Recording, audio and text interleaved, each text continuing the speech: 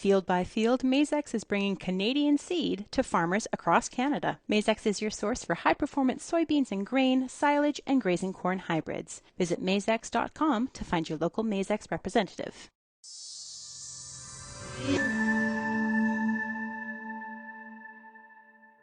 Well, this week we've been talking about this potential of a strike of our two major railways at the same time, which is there's some significant impact that is going to come from this if this all comes to fruition as what is expected. Joining us right now to give some impact from the fertilizer industry is Karen Proud, President and CEO of Fertilizer Canada. Karen, it's great to chat with you again. Great to chat with you as well, Sean, but I wish it wasn't about this. You know, sometime, Karen, we're going to have you on the show when there's something not going hell in a handbasket. Yeah, it seems I've only been in this job for just over 3 years, and it just seems like every 6 months there's something else that's crazy going on, and you know, who knew fertilizer was so exciting? Yeah. And not for the good reasons. You came into this job fertilizer. Like, come on, we just like put it in the ground and it grows plants, simple, static, easy, nothing happens. Yeah, right. Okay. Let's get down to serious business here. August 22nd is the date that's put on the board. We got a lockout of employees. We got an impasse here. From Fertilizer Canada's perspective, what do you see as the path to a resolution in preventing the strike from happening? Well, I mean, we really need to get all parties, including our federal government, to get in a room together and agree. Number one, we just can't have this strike happening. We cannot have both railways in Canada going down at the same time.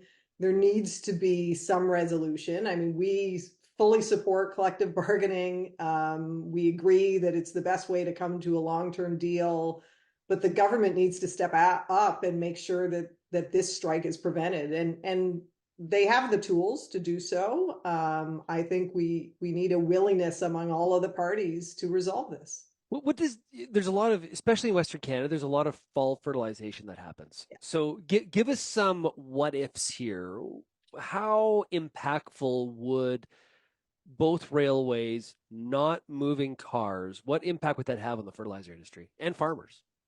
Well, I can tell you, as of now, ammonia fertilizer is embargoed because we fall under what the Canadian Industrial Relations Board sort of determined, you know, products that might be of concern, and our products, because they pose a potential inhalation risk.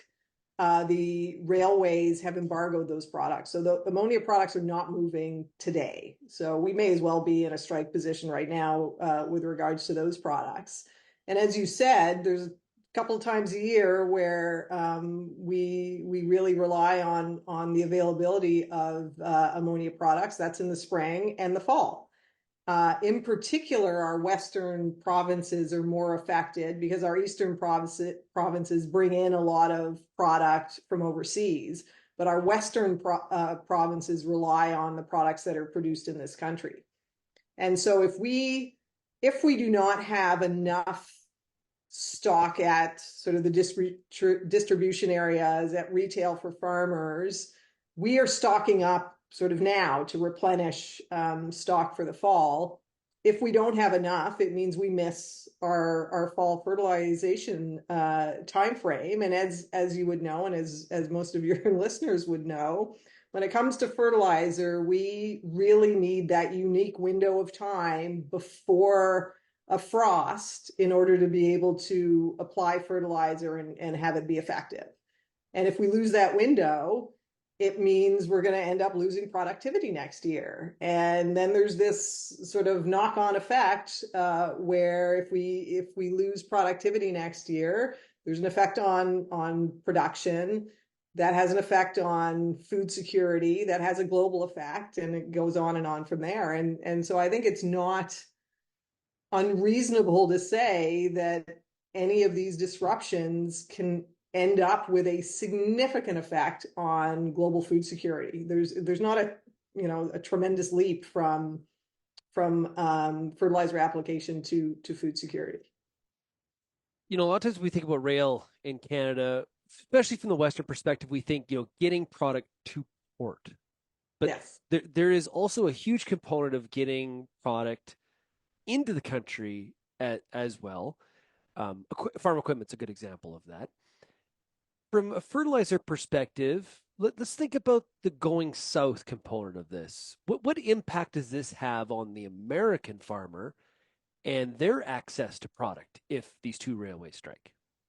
Well, I mean, I think that's a great question. So we have, yeah, there's many facets to this. So we have the issues that happen in Canada. We've got, we're a huge trading partner to the United States when it comes to fertilizer. That product is shipped primarily by rail down to the US. US farmers are counting on Canadian fertilizer. We are an excellent source of fertilizer. Our members produce a fantastic fertilizer product. If we're not able to get our fertilizer to the U.S. farmers, it's the same concern. They need to replenish their stock. They're counting on Canadian fertilizer products. We have written jointly with our U.S. association a letter to the Prime Minister seeking assistance in this area because the Americans are very concerned about the potential stoppage of our rail lines. And I'm sure not just on fertilizer products, but all products that we ship. And it's really important for Canada to be seen as a reliable trading partner. And when we continue to have these disruptions or even threats of the disruptions, we risk losing our customers. And if I can mention, there's just a great example where last year, when we had the Port of Vancouver strike, we ship quite a lot of our Canadian potash through that port. It's a very important port for us. Now, I'm sure you know, Canada is the #1 supplier of potash in the world. When we were unable to get our product out of that port, we lost customers to Russia. So every dollar lost from customers buying Canadian product goes to Russia, Belarus, or China. And frankly, it's not just a shame. You think about how those funds are then going to Russia to support other activities. It's really an abomination that Canada cannot get its product to the world that really is depending on our product, but is being forced to buy product from other countries because they're concerned about feeding their populations. I think one of the impacts here too is, or the realities is, it's not like there's alternative modes of transport. You can't put trucks under all this fertilizer that has to go across Canada, has to go to the US, has to go to the port. It's not feasible. It's not possible. And I had an audience member that had suggested this to me. And, one of the things that I had mentioned was, well, if that's the solution in the short term, think about the emissions that are created from doing something like that, kind of in a joking sort of way. But it's not even possible. There's reason that we rely on rail. It's because of its ability to move product in such an efficient, cost-effective manner and so much volume at one time. Yeah, I haven't done the math, but I don't think we've got enough trucks in this country to take all the product that was going by rail and ship it by truck. And that's an interesting statement because my understanding is the Canadian Industrial Relations Board that looked at this and was asked to look at whether certain products should be deemed essential, came to the decision that no product should be deemed essential and that there were other means of transporting these products, and they talked about trucking. Well, there's a lot of products that I think perhaps they didn't consider, although we made a submission to the board on behalf of fertilizer, but there's other products that it's just not feasible to ship it by truck. And you want every industry in this country to ship their products by truck? It's just not it. It's not a viable option. From an anhydrous ammonia perspective, you gave that example earlier. So right away, farmers, because I've had a couple farmers ask about this very product. Are we in danger of some sort of a shortage situation in the short term here? Well, it's been embargoed, so we're not shipping it. I don't know the state of supply along the supply chain at Yeah. this time. I have not heard from my retail members yet that there's a concern about the supply, but we know that these products are shipped on a regular basis, and there's a reason for that. It's they're being sold overseas, they're being supplied into this country. When you end up with a product embargoed, like the clock is ticking now, and what we also know is that for every day that the product doesn't move, it takes 3 to 5 days to get back on track.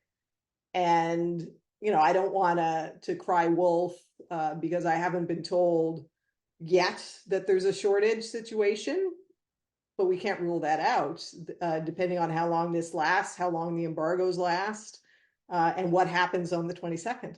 Okay, to wrap up, are you pushing for binding arbitration here?